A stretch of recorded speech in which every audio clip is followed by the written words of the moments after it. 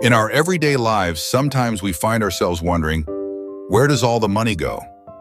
Whenever we feel our wallets are empty, the market is sluggish, or businesses are shutting down one after another, a question naturally arises: does money really disappear?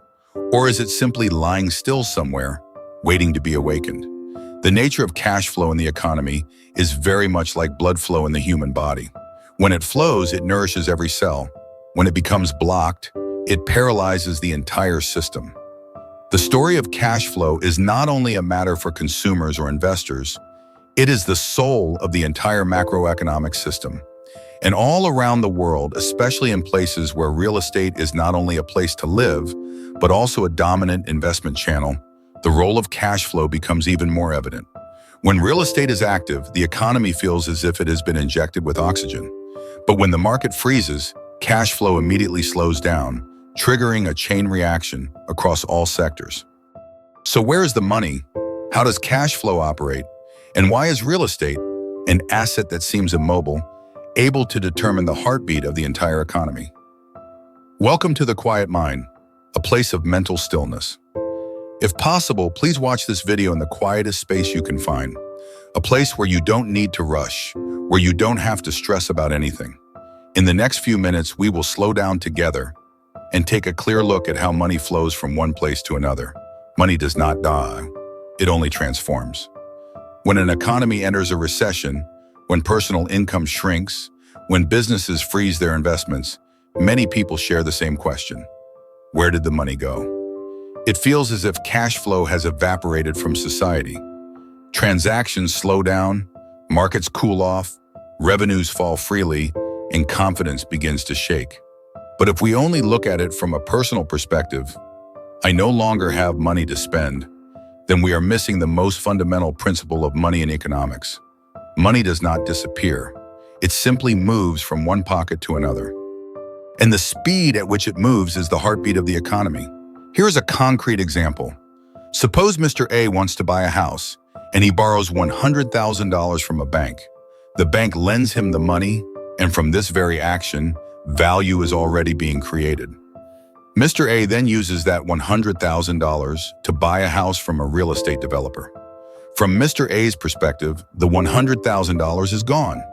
But from a macroeconomic perspective, that money has simply moved from Mr. A's hands to the hands of the real estate company.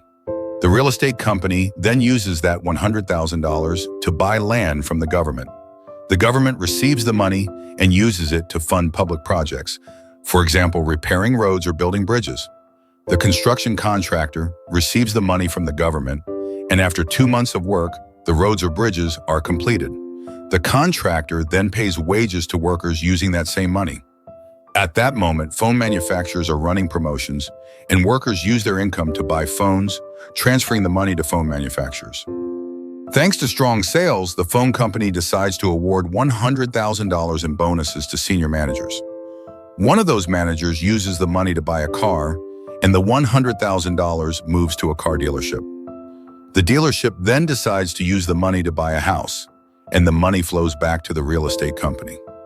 Sharp observers will notice that in this story, $100,000 appears 7 times. Except for the initial loan taken by Mr. A, every economic activity uses the same $100,000. That single amount of money has generated $700,000 in GDP, and in the end, it returns to the real estate developer. That is the magical power of money.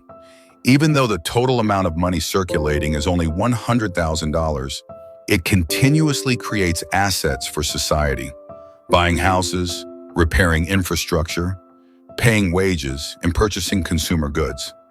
In ideal conditions, as long as money flows fast enough in a growing economy, people earn money and spend it quickly, allowing GDP to be sustained with a relatively small money supply. But on the other hand, if people earn money and choose not to spend it, the entire economy is affected. The amount of money in circulation shrinks, creating the illusion that money has disappeared. The example above is a simplified illustration of the typical life cycle of a unit of money. To understand it more deeply, we need to separate it into 2 layers. The micro layer, how individuals or businesses perceive cash flow. The macro layer, how the entire system absorbs, transfers, redistributes, and recreates value from the same unit of money. Now let's dissect each layer more closely with real examples. Money does not disappear. It circulates and creates GDP every time it changes hands. When you take $1,000 to buy a phone, you are not destroying money. You are simply transferring ownership of that money from yourself to the seller. In return, you receive an asset, the phone. The seller then uses the money to pay rent, employee wages, place new orders with suppliers, or reinvest in the business. At every step, new value is created and recorded in GDP. That same $1,000, if it circulates quickly and does not get blocked, can generate multiple layers of products, services, income, and taxes. A classic example was the post-COVID-19 stimulus packages in the United States. The U.S. government printed money and issued stimulus checks to citizens. People used the money to buy TVs, phones, furniture, houses, or invest in stocks and cryptocurrencies. As a result, U.S. GDP rebounded. Retail sales hit record highs, stock markets surged, and companies like Apple, Amazon, and Tesla made massive profits. $1, if it circulates enough times, can generate dozens of dollars in value. This is the money circulation effect. Debt and credit artificially unblock cash flow to create real value. And returning to Mr. A's $100,000 loan, this is not real money in the classical sense. Banks do not lend money from their vaults. They create credit. When a bank credits Mr. A's account with $100,000, a new unit of money is created. But that money only becomes meaningful when it enters the real economy and produces goods and services. Mr. A buys a house from Company B. Company B pays Company C to build the house. Company C pays construction workers, buys cement and steel, hires designers, and at each stage value is created and GDP increases. From a single credit loan, real production is set in motion. That is why credit is often called the bloodstream of the economy. For example, in Vietnam in 2009, the government launched a 143 trillion Vietnamese dong stimulus package, mostly through a 4% interest rate subsidy for businesses. Companies borrowed money to expand production, invest in machinery, and hire more workers. As a result, Vietnam's GDP growth exceeded 5.3%, even while the global economy was in financial crisis. This was artificial money injected to unblock real production and prevent systemic collapse. The real issue lies in the slope of cash flow. Who holds money and who spends it? In the chain involving Mr. A, the real estate company, the government, contractors, workers, manufacturers, managers, car dealers, and back to real estate, there is a dangerous possibility. If just one link stops spending, the entire chain becomes blocked. If the manager receives the $100,000 bonus, but chooses to save it in a bank or hold cash out of fear for the future, the cash flow stops there. When no one spends, real estate developers cannot sell houses, and the circulation loop cannot close. The problem is not a lack of money, it is the slowing speed of money. This phenomenon is known as cash flow disruption, or in financial terms, an equity trap. So where does money go during a crisis? When the economy is growing, money flows into production, real estate, stocks, and consumption. But during recessions, money does not disappear.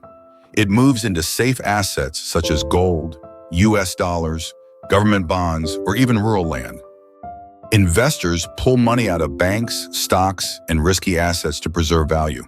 This is known as asset rotation. For example, in 2022, when the Federal Reserve aggressively raised interest rates, global investment funds withdrew hundreds of billions of dollars from stock markets and emerging economies, pouring money into U.S. Treasury bonds. The U.S. dollar surged, Asian currencies weakened sharply, and global stock markets collapsed, even though the money itself still existed. It had simply changed places. The most dangerous thing in an economy is not a lack of money, it is a lack of trust.